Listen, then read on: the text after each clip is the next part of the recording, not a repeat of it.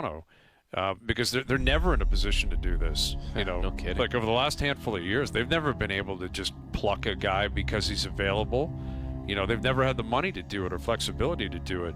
But they've also, again, from a Leaf perspective, filled up a lot of that flexibility. Like Michelli's, what is Michelli making? $4 million or something like that? Michelli's he's at 3.4. Okay, Michelli. so he's at 3.4. Nicholas was at 3, and Josh was at 3.25. So, but between the three of them, you're talking almost 10 million, 9.5.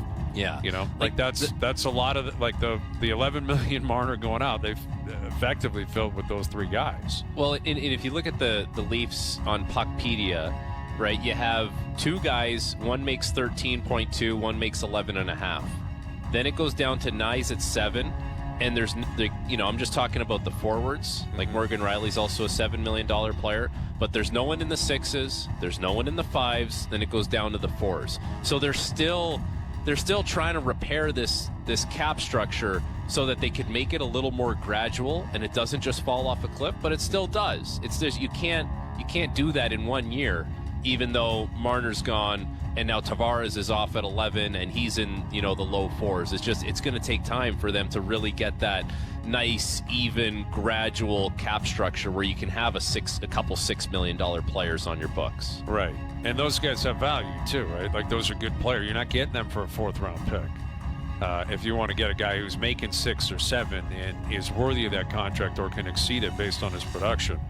But yeah, I mean, I think from a Leaf perspective, I doubt this is a finished product. But as of now, we know, Nyes, Matthews, Michelli, Domi, Tavares, Nylander are going to play. Joshua's going to play. Waz going to play. Lawton's going to play. And then you got McMahon, Lorentz, Robertson, Yarncroke, Camp, possibly Easton Cowan up front, like battling it out to see how else, the 2 or 3 other spots that are available in the lineup every night. That's for Berube to figure out, I guess, once you get to camp. And then if you acquire anybody else, and maybe they will, maybe they won't. Maybe this is an acceptance from the Leafs that it's not going to happen over the summer.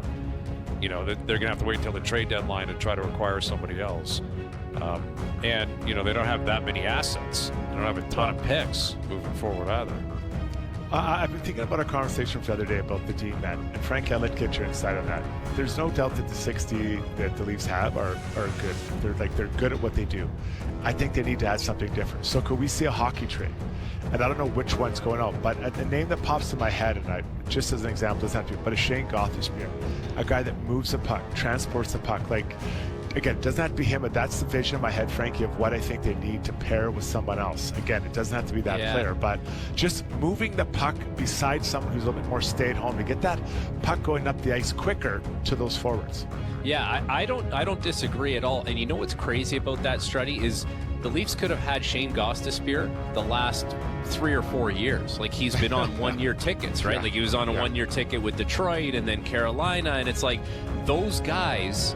It felt like Toronto had that already, and they were like, we need the tree trunks. We need the guys that Vegas had because we got to clog things up a little bit more. And now if you look at it, it's like you got Tanev McCabe, good shutdown pair. Carlo O'Reilly. Well, you added the big presence with your puck mover. And then, OEL and Benoit, I look at it and I'm like, OEL's on the 3rd pair. He was on the 3rd pair in Florida when they won. So chances are he's slotted right. So I get what you're saying about, having a guy who's like a slick puck mover, but it feels like they've almost tried to overcompensate for thinking that way for so long that they just said, we need to try and get the mutants, and it's tough to get those guys. But yeah, why not have someone who breaks the puck out pretty well? What about the power play this year? Like, Mitch Marner was running the power play last year. He was playing the point because they didn't think Morgan Riley could do it, or they didn't think OEL could do it. Marner's gone now. Someone's going to have to run that power play because that's a strength of the team. And so, where does that go to now? Who gets that positioning? It's a good question. And again, we don't have the answer in the middle of July, but you're right. They were doing, the 5-forward power play into the playoffs last year. They were committed to that. So, I don't picture that happening again. I think they'll go with Marner gone. They're going to go back to a conventional 4-and-1. Maybe Riley gets another opportunity there. I think that would benefit him. You know, again, trying to get some cookies on the power play and feel like you're contributing a little bit more in areas where you're comfortable. But that's why I think it's an unfinished product. Maybe we're looking at the forwards, and it could possibly be Treliving trying to find a puck-moving defenseman or two. All right, we'll come back with our rankings. I'll have my rankings. You guys tell me where you stand on that. Canadian teams 1 through 7. Dave Naylor on the new week in the CFL starting up. His take on, obviously, Chad Kelly's return. And what's up with your Elks, man? They stink, Strutty. The Elks are brutal out there in Edmonton. Them and the Argos both have 2 points. You know, yeah, it's not going well. So we'll get you an update on that as well from the Nail Gun as we get closer to that in about 20 minutes. Overdrive continues. TSN 1050 and on TSN 2.